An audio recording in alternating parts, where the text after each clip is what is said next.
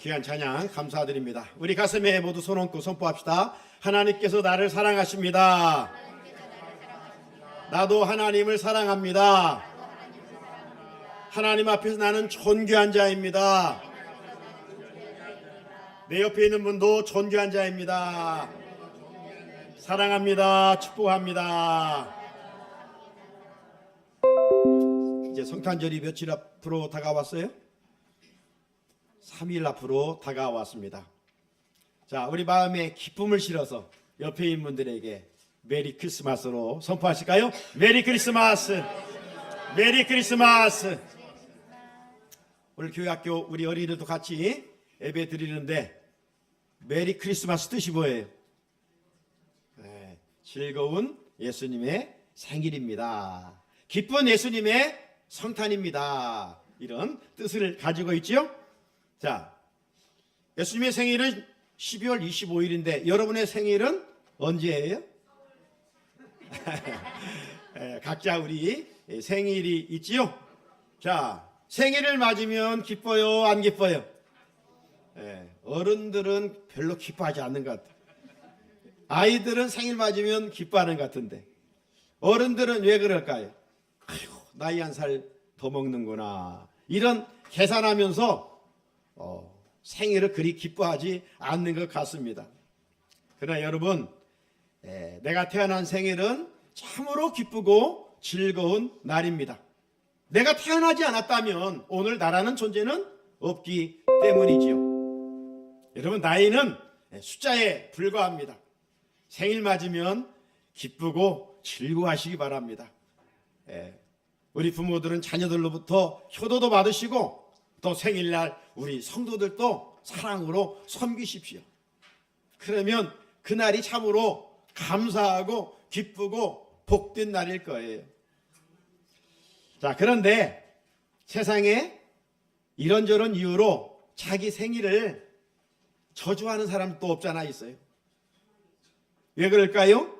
삶이 너무 무겁고 삶이 너무 힘들고 어렵다는 그 이유로 생일을 힘들어하고 또 생일을 저주하고 왜 부모님이 나를 낳았는가 하면서 부모에게 또 원망하는 자녀들도 없지 않아 있어요. 성경에 보게 되면 자기 생일을 저주한 사람이 있어요.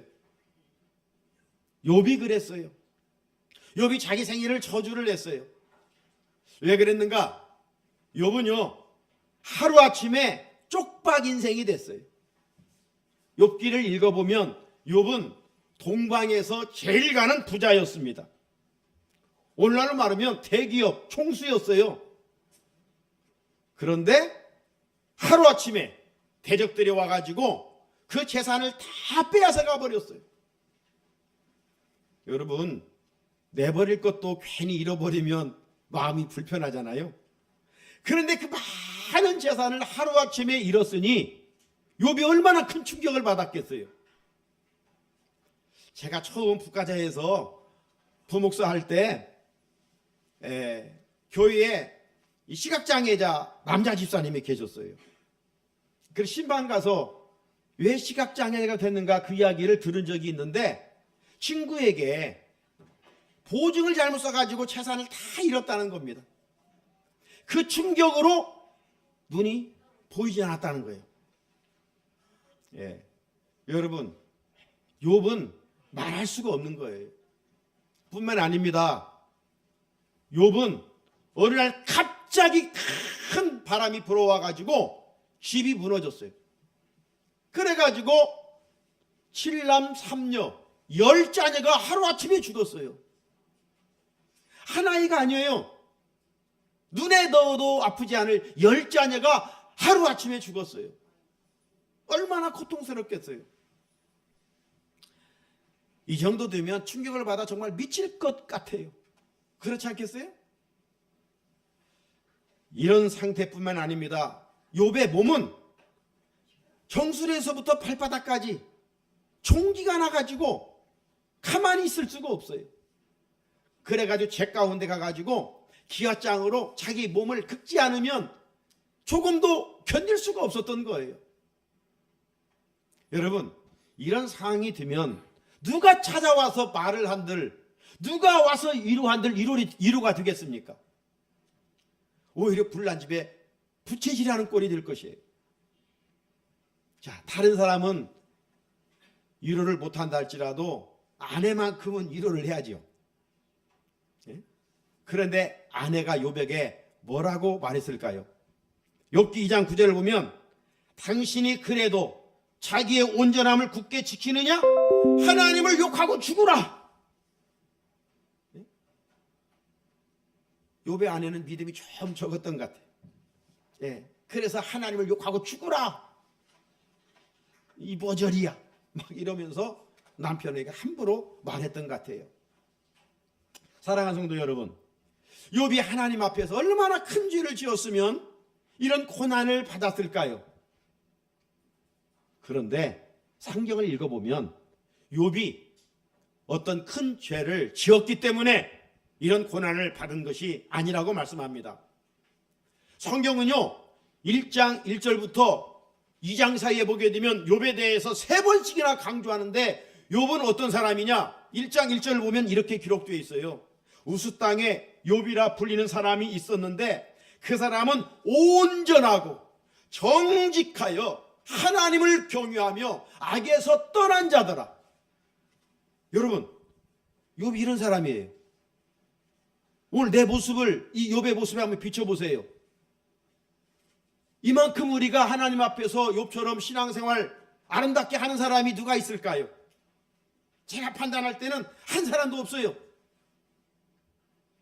하지만 하나님은 의인에게도 고난을 허락하신다는 겁니다.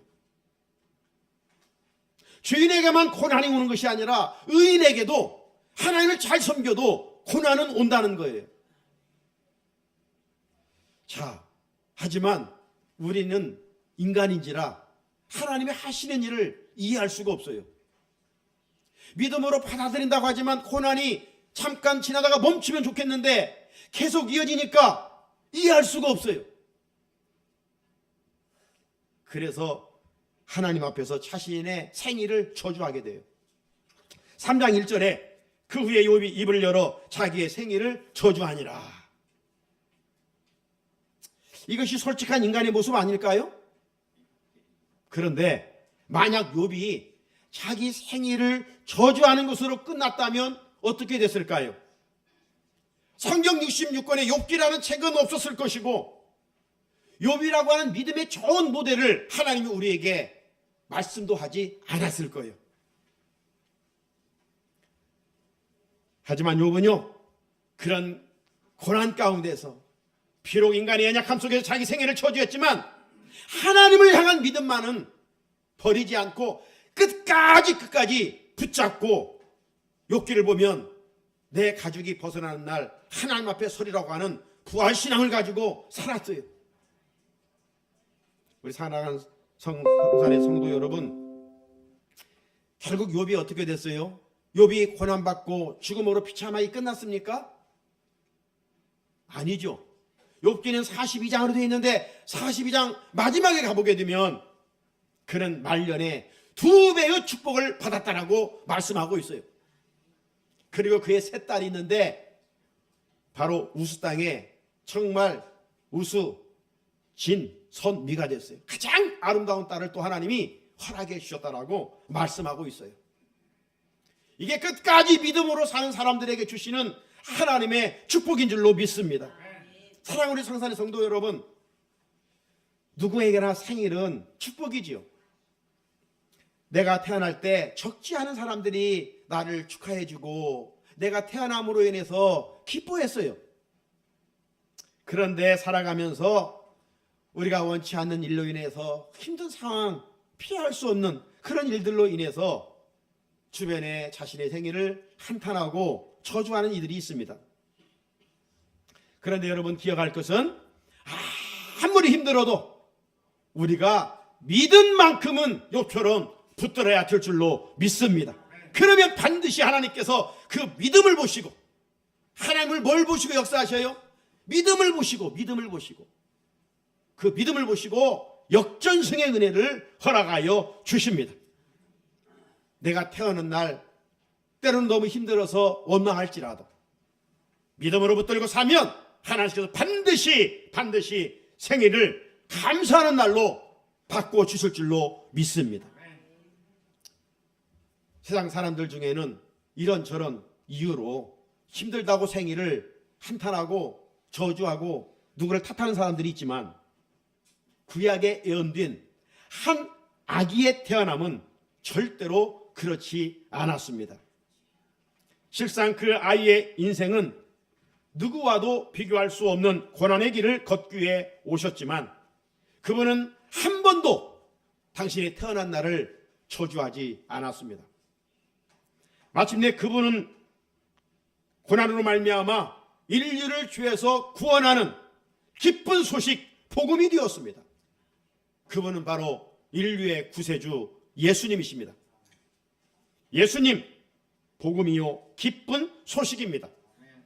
그 증거로 예수님이 탄생하실 때 천사 가브리엘을 통해서 이렇게 외쳤지요. 누가복음 2장 10절에 보게 되면 천사가 이르되 무서워하지 말라. 보라 내가 온 백성에게 미칠 큰 기쁨의 좋은 소식을 너희에게 전하노라. 애언 가운데 오신 한 아기신 예수님의 탄생의 소식은 유대인에게만 기쁜 소식이 아니었습니다. 가브리엘 천사가 전해준 것처럼 온 백성에게 미칠 큰 기쁨의 좋은 소식이 되었던 것이죠. 그런데 성탄절을 3일 앞둔 세상은 어떻습니까? 예수님으로 인하여 기뻐하고 있습니까? 여러분, 우리가 지금 대림절 대축 축하하는 준비하며 오고 있는데 예수님으로 인하여 마음에 잔잔한 기쁨이 밀려오고 있습니까? 세상을 진단해보면 주인공 예수님 없이 세상 분위기에 맞춰 흥청망청 지내고 있는 것 같습니다. 우리 그리스도인들은 예수님의 탄생 소식이 온 백성에 미칠 큰 기쁨의 소식임을 우리가 믿고 또 남은 생에 이 성탄절을 통해서 아기 예수를 통한 기쁨을 회복하고 광야 같은 인생길, 때로는 십자가의 길을 걷는 것 같은 우리의 삶의 자리이지만 요즘 요한계시로 보면 장차 우리는 예수님과 더불어 이긴 자로서 승리한 자로서의 그 기쁨을 가지고 우리는 살아가야 될 줄로 믿습니다. 그렇다면 구약에 예언된 한 아기의 소식이 왜 하늘과 땅을 진동할 만큼 기쁜 소식이 될까요? 왜 마ኅ갓간에 초라하게 태어나신 예수 그리스도가 온 인류의 기쁨이 되는 복음이 되냐 이 말이죠. 일찍 예수님이 오시기 전 700년 전에 하나님께서 이사야 선지자를 통하여 왜 기쁨이 되는지를 말씀해 주셨기 때문입니다. 오늘 함께 확인해 보도록 하겠습니다. 크게는 두 가지인데요. 먼저는 예수님이 온 백성에 미칠 큰 기쁨의 좋은 소식이 되는 것은 어두운 세상에 빛으로 오셨기 때문입니다. 어두운 세상에 생명의 빛으로 오셨기 때문입니다. 오늘 본문전 2절에 보면 흑암에 행하던 백성이 큰 빛을 보고 사망의 그늘진 땅에 거주하던 자에게 빛이 비치도다 라고 했습니다. 여러분, 흑암은 무엇을 상징하는 것일까요? 죄로 말미암아 저주 아래에 있는 인간을 말합니다. 모든 인간은 죄로 말미암아 하나님의 심판을 받고 저주받아 둘째 사망, 유황불 지옥에 가야 했습니다. 이것이 죄인의 실체입니다. 이런 소망 없는 자들을 살리기 위하여 하나님께서 세상에 생명의 빛을 보내주셨습니다. 소망 없이 살다가 지옥에 가야 할 인생들에게 빛으로 오신 예수님의 오심의 사건은 참으로 영광스러운 놀라움의 사건이죠. 그런데 하나님께서 때가 되어 자기 백성들에게 빛이신 예수님을 보내주셨건만 영적 소경이었던 저들은 생명의 빛이신 예수님을 영접하지를 못하였습니다. 요한복음 1장 9절 이하 11절에 보니까 참빛 곧 세상에 와서 각 사람에게 비추는 빛이 있었나니 그가 세상에 계셨고 세상은 그로 말미암아 지은 바 되었으되 세상이 그를 알지 못하였고 자기 땅에 오매 자기 백성이 영접하지 아니하였으나. 하지만 여러분, 오늘도 생명의 빛이신 예수님을 마음에 영접하고 살아가는 사람들은 인생의 나그네 길 속에서 아름다운 흔적을 남기며 살아가게 되는 것입니다. 지난번 우리는 11월달 오른교에서 주관하는 다니엘 기도회에 함께 직간접적으로 참여한 바 있습니다. 자, 그때 간증한 강사들의 공통점은 무엇이었습니까? 자신의 삶을 흑암의 자리에서 빛의 자리로 옮겨 주셨고 빛의 자녀로 살게 해주셨다는 간증이었습니다. 21명 간증 중에 외국인 그림에서 보는 이 트렌트 포스트 부부의 간증을 혹 기억하십니까? 저들은 간증에서 들어본 것처럼 불우한 가정에서 폭력에 시달리며 자랐습니다. 그 폭력에 시달려 마침내 가출하게 되었고 가출해서 범죄를 일삼으며 살아야만 했습니다. 그리고 마약에 손을 댔고요. 결국 붙잡혀 감옥에 들어가는 일들이 반복되었다라고 했습니다. 그러던 어느 날 감옥에서 그곳에 있는 성경책을 펴서 읽다가 빛이신 예수님을 만나게 되었고 우리의 삶이 새롭게 변화되었다라고 간증을 한 바 있습니다. 그리고 지금은 아프리카 에티오피아에 가서 가난한 어이들에게 복음을 전함으로 수많은 영혼들을 살려내는 선교사로 존귀하게 쓰임받고 있다라고 간증하였습니다. 사랑하는 성산의 성도 여러분, 왜 성경은 우리에게 범사에 감사하며 살라고 말씀합니까? 세상보다 더 높은 권위를 갖고 있기 때문에, 세상 사람보다 남보다 많은 것을 소유했기 때문입니까? 그런 이유가 아닙니다. 세상에는 참빛이신 주님을 영접하지 못하고 여전히 흑암 가운데 사망 가운데 거하고 있는 자들이 많이 있건만 왜 주님의 은혜로 우리가 빛이신 주님을 영접하여 구원받고 하나님의 자녀가 되는 권세를 주셨단 말입니까? 우리는 그 이유로 하나님 앞에 감사해야 할 이유인 것입니다. 남들은 이것이 저것이 없어 못 살겠다, 이것이 내 주인이다라고 외칠 때 우리는 예수님만이 내 구주임을 고백하며 또 장차 주님 앞에 서는 날 정죄받지 않는 은혜를 입었기 때문에 우리는 감사하며 살아야 된다라고 말씀하고 있습니다. 여러분, 만약 빛이신 주님이 오셨건만 여전히 영접하지 못하고 살아간다면 어떻게 되겠습니까? 정죄받아 지옥에 갈 뿐입니다. 요한복음 3장 19절 이하에 보면 그 정죄는 이것이니 그 곧 빛이 세상에 왔으니 사람들이 자기 행위가 악함으로 빛보다 어둠을 더 사랑하는 것이니라. 악을 행하는 자마다 빛을 미워하며 빛으로 오지 아니하나니 이는 그 행위가 드러날까 함이요. 이제 우리는 빛이신 주님을 영접했으니 영접한 것으로 만족할 것이 아니라 이제는 어두운 세상에서 빛의 자녀로 살아가라고 말씀하고 있습니다. 한 걸음 더 나아가 어둠 가운데 있는 세상 사람들에게 생명의 빛을 전하라고 말씀하고 있습니다. 왜 예수님이 온 세상에 미칠 가장 큰 기쁨의 좋은 소식이 된다고요? 어둠 가운데 생명의 빛으로 오셨기 때문입니다. 또 하나의 이유는 예수님이 우리의 진정한 왕이시고 우리의 통치자가 되어 주시기 때문입니다. 오늘 읽은 2절 말씀 중에 6절을 제가 현대인의 성경으로 한번 읽어보도록 하겠습니다. 한 아기가 태어났으니 우리에게 주신 아들이다. 그가 우리의 통치자가 되실 것이니 그 이름은 위대한 스승, 전능하신 하나님, 영원히 계시는 아버지, 평화의 왕이라 하리라.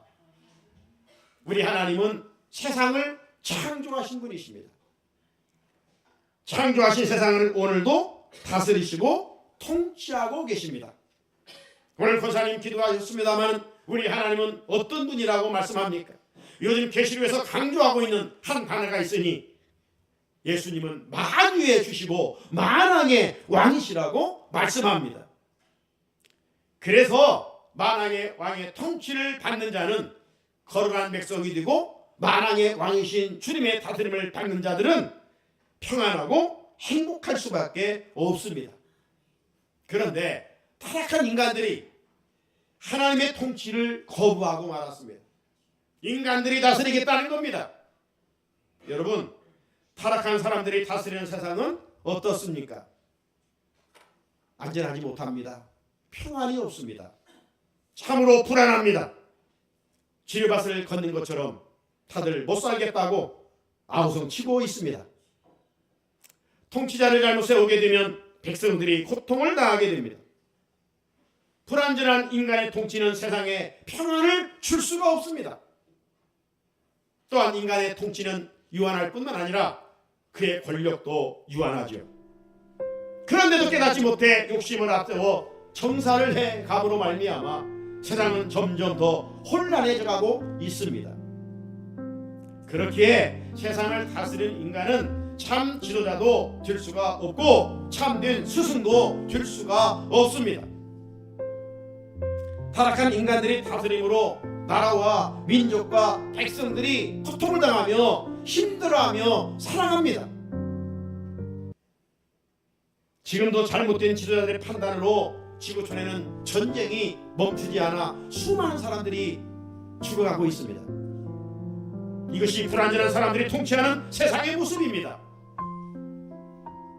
그런데 애원 가운데 오신 한 아기인 메시아는 어떤 분이라고 말씀합니까? 그분은 위대한 스승입니다. 그분은 천능하신 분이십니다. 그분은 영원하신 분이십니다. 그분은 평화의 왕이시라고 말씀하십니다. 이분이 누구일까요? 바로 2000년 전 인간의 몸을 입고 이 땅에 오신 떡집이라고 불리는 베들레헴에 탄생하신 아기 예수님이십니다. 예수님은 세상에 오셔서 참된 스승이 되어주셨고 죄인들로 하여금 영생을 얻어 천국에 가는 길을 가르쳐주신 스승이 되어주셨습니다. 그분은 세상에 연약한 한 아기를 오셨지만 실상 그분의 정체는 하나님이십니다. 그래서 요한복음 10장 30절에서 예수님은 나와 아버지는 하나라 하나이니라 말씀하셨어요. 그런데 예수님이 하나님과 나는 하나다 이렇게 선포할 때 당시 종교 지도자들은 영적인 소경이었고 영적으로 무감가였기 때문에 아니 네가 나사렛 촌사람이요 우리가 네 부모를 알거든 네가 하나님이라고? 이러면서 신성 모독죄로 십자가에 넘겨 죽인 것 아닙니까? 오늘날도 우리가 예수의 제대로 살지 아니하고 예수를 제대로 믿지 아니하고 종교인으로 신앙생활을 한다면 하나님의 뜻을 거스르고 사람을 미워하고 증오하게 되는 것입니다. 하지만 한 아기이신 예수님의 다스림을 받고 그분의 통치를 받으면 살리는 일을 하게 되는 것입니다. 살리는 일을 하게 됩니다. 뿐만 아니라 오늘 성경은 그 한 아기로 오신 예수님은 영원하신 분이라고 말씀합니다. 영원하신 분. 예수님에게는 영원한 생명이 있기 때문입니다. 그래서 그분에게는 죽음이 없습니다.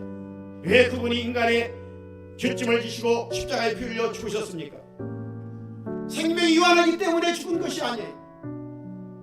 하나님의 뜻을 이루기 위하여 우리의 죄값을 대신 지불하기 위하여 십자가에 죽으셨다가 그분은 생명이시기 때문에 무덤에 갇힐 수 없어 3일 만에 사망 권세를 이기시고 부활하셨습니다. 유한한 인간이 욕망에 사로잡혀 나라와 백성을 다스릴 때는 많은 고난이 이어집니다. 하지만 영원하신 하나님의 통치를 받고 살면 그곳에 은혜가 있습니다. 감사가 있습니다. 기쁨이 있습니다. 평화가 임하는 줄로 믿습니다. 여러분 누구의 통치를 받고 싶습니까? 생명이신 주님의 다스림을 받아야 됩니다. 진정한 스승이시고 진정한 왕이신 예수님의 다스림을 받아야 하는 것입니다. 뿐 아니라 그분은 장차 오실 한 아기를 평강의 왕이라고 선포했습니다. 6절 끝에 평강의 왕이라 할 것입니다. 여러분, 성경은 에덴 동산으로부터 출발해서 요한계시록 22장에 보게 되면 새하늘과 새 땅으로 끝을 맺게 됩니다. 여러분, 에덴 동산의 아름다운 모습을 우리는 기억합니다. 에덴 동산의 뜻은 기쁨입니다. 기쁨 그 자체입니다. 하나님이 완벽하게 만드신 곳입니다. 가치로 무너졌지요, 파괴됐지요, 깨졌지요.